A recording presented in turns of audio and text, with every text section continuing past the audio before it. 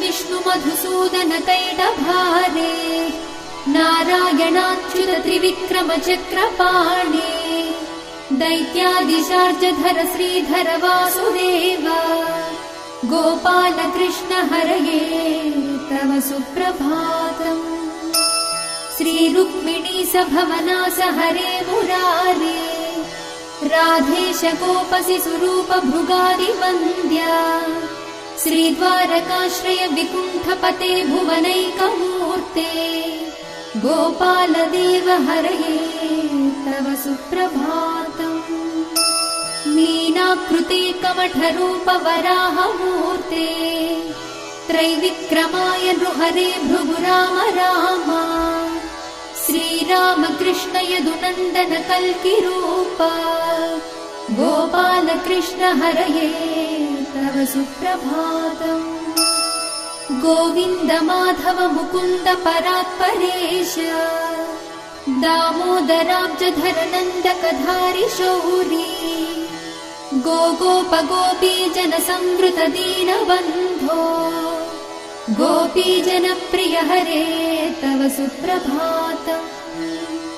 क्षीराब्धिशायि भुजगाधिपतल्पशायि सद्भक्त हृत्सदनशायि रमाङ्कशायि श्रीगोपभाम मृदुतल्प सुखातिशायि गोपवल्लभ हरे तव सुप्रभातम्।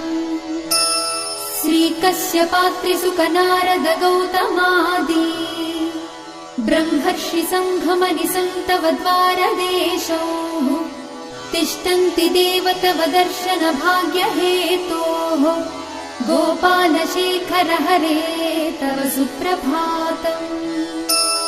मन्दार जाजि तुलसीदल मल्लिकाद्यैः माल्यानि अञ्जलि पुटे समुदाहरन्ति तिष्ठन्ति त्वद्भवन द्वारतले मुनीन्द्राः राधा मनोहर हरे तव सुप्रभातम्।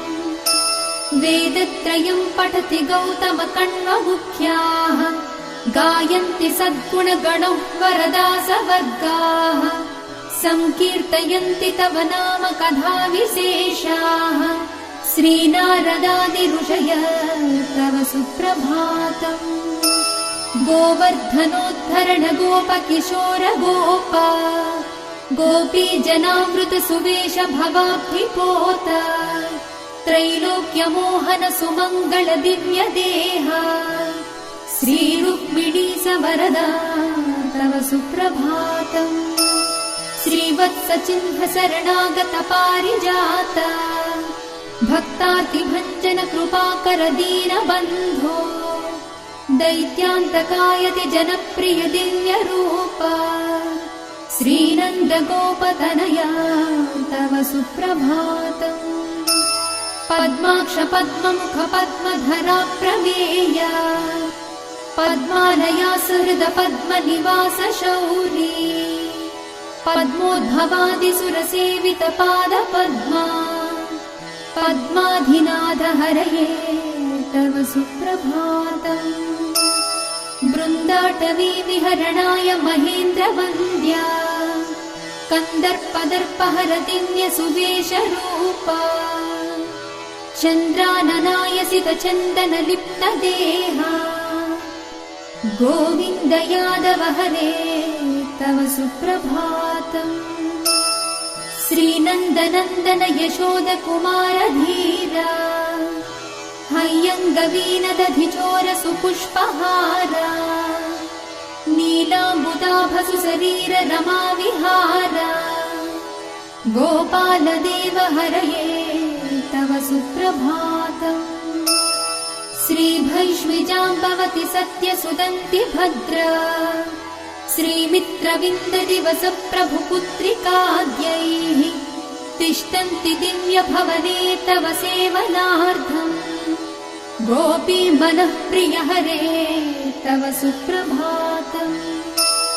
श्रीकृष्ण अच्युत अनन्त मुकुन्द शौरी राधा मनोहर जनार्दन चक्रपाणे नामानि दिव्यमुनयोर्न निसंवदन्ति ब्राह्मी मुहूर्तसमये तव सुप्रभातम्।